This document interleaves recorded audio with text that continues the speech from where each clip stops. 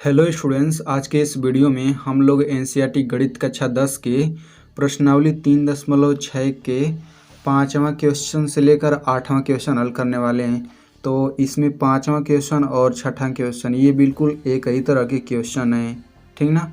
और इसमें 7वां क्वेश्चन और 8वां क्वेश्चन ये भी बिल्कुल एक ही तरह के क्वेश्चन हैं। तो यदि मैं 5वां 6वां इसमें से कोई एक बता देता हूँ तो दूसरा अपने आप हल हो जाएगा, और इनमें से भी यदि मैं कोई एक बता देता हूँ अच्छे से तो दूसरा आप लोग खुद हल कर सकते हैं। तो चलिए हम लोग सबसे पहले 5वां क्वेश्चन हल कर लेते हैं। तो 5वां क्वेश्चन ये है, ठीक ना। तो इसमें देखिए यक्स वाई से भाग दिया गया है। तो इसमें सबसे पहले हम लोग क्या करेंगे कि यक्स वाई से इन दोनों पदों में भाग देकर इसको अलग कर लेते हैं। तो पहले समीकरण में इस तरीके से हो जाएगा 7x बटा एक्स वाई माइनस 2y बटा एक्स वाई बराबर 5, ठीक ना। तो इस तरीके से हम लोग इसको अलग अलग हर हम लोग कर सकते हैं। तो यहाँ से देखिए ये यक्स यक्स कट जाएगा और बचेगा 7 बटा वाई माइनस वाई से वाई कट जाएगा, ये बचेगा 2 बटा यक्स बराबर 5। तो इसे हम लोग समीकरण 1 मान लेते हैं, ठीक ना।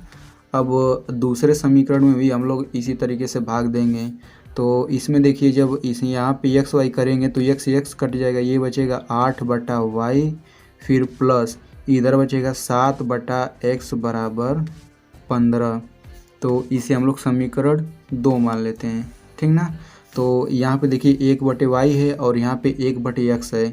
तो हम लोग लिखेंगे माना 1 बटा वाई बराबर ए और 1 बटा एक्स बराबर हम लोग बी मान लेते हैं, ठीक ना। तो यहाँ पे देखिए 1 बटे वाई में 7 का गुणा हुआ है, तो 1 बटे वाई की जगह ए रखिए तो ये हो जाएगा 7a माइनस, अब 1 बटे एक्स की जगह हमें रखना है बी, तो ये हो जाएगा 2b बराबर 5। इसे समीकरण 3 मान लेते हैं।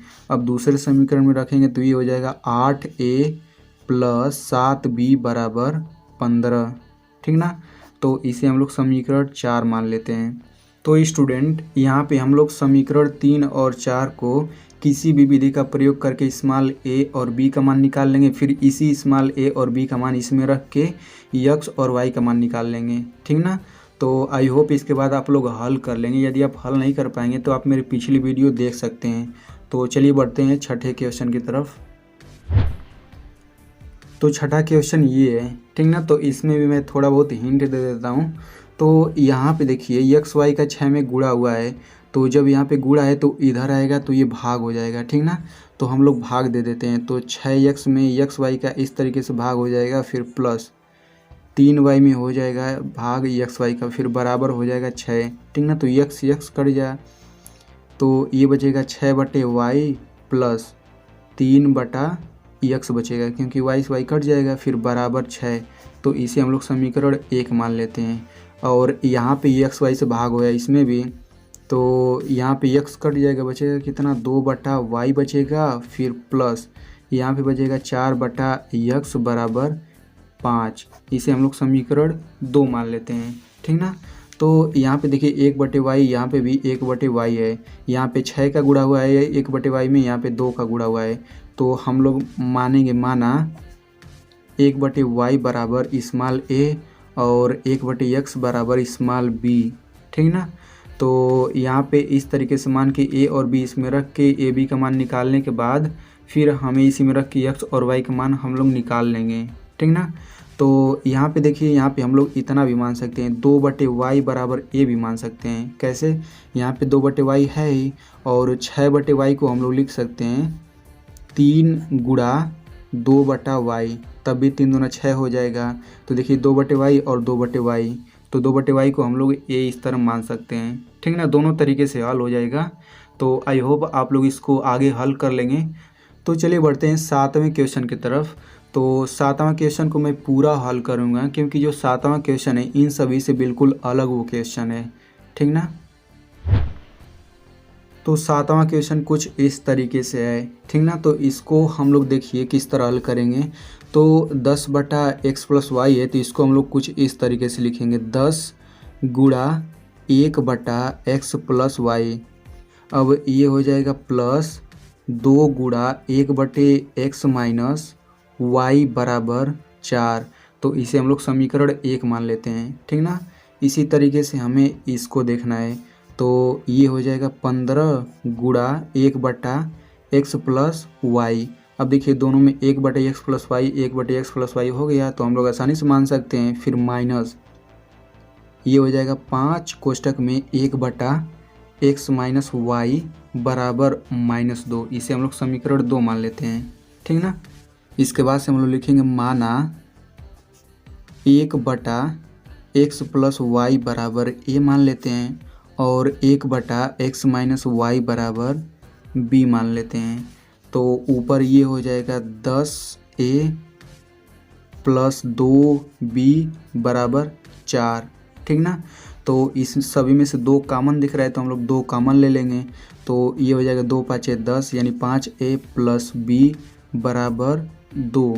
तो इसे हम लोग समीकरण 3 मान लेते हैं। अब इसमें ये हो जाएगा 15a माइनस 5b बराबर -2। इसे हम लोग समीकरण 4 मान लेते हैं। तो अब हम लोग समीकरण 3 और 4 को किसी भी विधि से हल करके स्मॉल a और b का मान निकाल लेते हैं, ठीक ना। तो यहाँ पे हम लोग इसे विलोपन विधि से हल करेंगे। तो इसके बाद हम लोग लिखेंगे समीकरण 3 में 3 से तथा समीकरण 4 में 1 से गुणा करने पर, ठीक ना। तो जब हम लोग समीकरण 3 में 3 से गुणा करेंगे तो 3 5 15 हो जाएगा, और इसमें 1 से गुणा इसलिए कर रहे हैं ताकि ये सेम ही रहे, तभी तो 15a घटाएंगे तो कट जाएगा और b का मान निकल जाएगा, ठीक ना। तो चलिए अब हम लोग गुणा कर लेते हैं। तो समीकरण 3 में हमें 3 से गुणा करना है, तो ये हो जाएगा 3 5 15a प्लस 3b बराबर 3 दूना 6। इसे हम लोग समीकरण 5 मान लेते हैं। इसमें 1 से गुणा करना है तो ये सेम ही रहेगा पद। 15a माइनस 5b बराबर -2। इसे हम लोग समीकरण 6 मान लेते हैं। तो यहाँ पे हम लोग समीकरण 5 में से 6 घटा देंगे। तो समीकरण 5 में से समीकरण 6 घटाने पर, ठीक ना। तो समीकरण 5 में से 6 घटा दीजिए। तो समीकरण 5 का बायां पक्ष है 15a प्लस 3b। इधर प्लस 15 से ये हो जाएगा -15b और माइनस से प्लस 5b बराबर ये हो जाएगा दाहिने पक्ष में 6, फिर माइनस से +2 हो जाएगा। तो 15a से यहाँ पे -15a हो जाएगा। तो 15a से -15a कट जाएगा, इधर बचेगा 3b प्लस 5b कितना हो जाएगा 8b बराबर 6 + 2 कितना होता है 8। तो यहाँ से b बराबर 1 निकल गया, ठीक ना। तो इस b के मान को हम लोग समीकरण 3 में रखें या फिर 4 में रखें, तो हम लोग समीकरण 3 में रखते हैं। तो हम लोग लिखेंगे b का मान समीकरण 3 में रखने पर। तो समीकरण 3 क्या है, सबसे पहले समीकरण 3 लिख लेते हैं। तो समीकरण 3 है 5a प्लस b बराबर 2, ठीक ना। तो b बराबर 1 आया है, तो ये हो जाएगा 5a प्लस 1 बराबर 2, ठीक ना। तो ये हो जाएगा 5a बराबर 2 माइनस 1, ठीक ना। तो यहाँ से ये हो जाएगा 1 और a बराबर निकल के आ जाएगा 1/5। तो a और b का मान निकल गया है। अब हम लोग इसमें रख लेंगे जो हमने माना है। तो यहाँ पे हमने माना है लिखेंगे, इसलिए 1/x प्लस वाई बराबर a है, और a का मान कितना आया है 1/5, ठीक ना। और 1/x माइनस वाई बराबर हमने माना था b, और b का मान कितना आया है 1 आया है। अब देखिए इसका तिर्यक गुणा करेंगे, तो 5 का गुणा 1 में करेंगे तो ये हो जाएगा 5, फिर बराबर इसका गुणा करेंगे 1 में तो ये हो जाएगा x प्लस वाई, यानी कि x प्लस वाई बराबर 5। अब यहाँ से इसको हल करेंगे तो ये हो जाएगा x माइनस वाई बराबर 1। अब इन दोनों समीकरण को हल करके हम x और y का मान निकाल लेंगे। तो इन दोनों समीकरण को जोड़ लेते हैं, दोनों समीकरणों को जोड़ने पर, ठीक ना।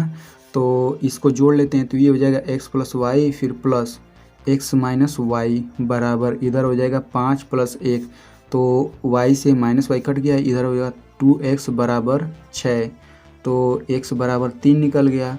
अब इस x के मान को किसी भी समीकरण में रख दीजिए। तो इसमें हम लोग रखेंगे तो x प्लस वाई बराबर 5 है। तो x बराबर यहाँ पे 3 रखेंगे तो 5 - 3 कितना हो जाएगा, y का मान 2 निकल के आ जाएगा। तो इस तरीके से ये हो गया इसका आंसर। तो चलिए बढ़ते हैं अगले क्वेश्चन की तरफ। तो 8वां क्वेश्चन ये है, ठीक ना।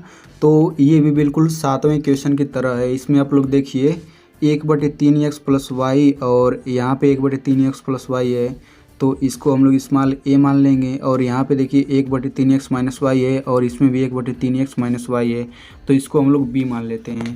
तो यहाँ पे देखिए तो इस तरीके से 1/3x प्लस वाई और यहाँ पे हम लोग इस तरीके से इसे लिख लेंगे। तो ये अब कॉमन हो गया, तो इसे हम लोग स्मॉल a मान लेते हैं और इसमें इस तरह इसको लिख लेंगे। तो 1/3x माइनस वाई को स्मॉल b मान लेते हैं। तो यहाँ से हम लोग स्मॉल a और b का मान निकाल के फिर इसी में रख करके x और y का मान निकाल लेंगे, ठीक ना। तो आई होप इसके बाद आप लोग हल कर लेंगे। तो स्टूडेंट, यदि आप ऐसे ही क्लास 10th के एनसीईआरटी मैथ को सरल तरीके से पढ़ना चाहते हैं तो आप मेरे चैनल को सब्सक्राइब कर सकते हैं और सब्सक्राइब करने के बाद इस घंटे के निशान पे क्लिक करके ऑल पे क्लिक कर दीजिए।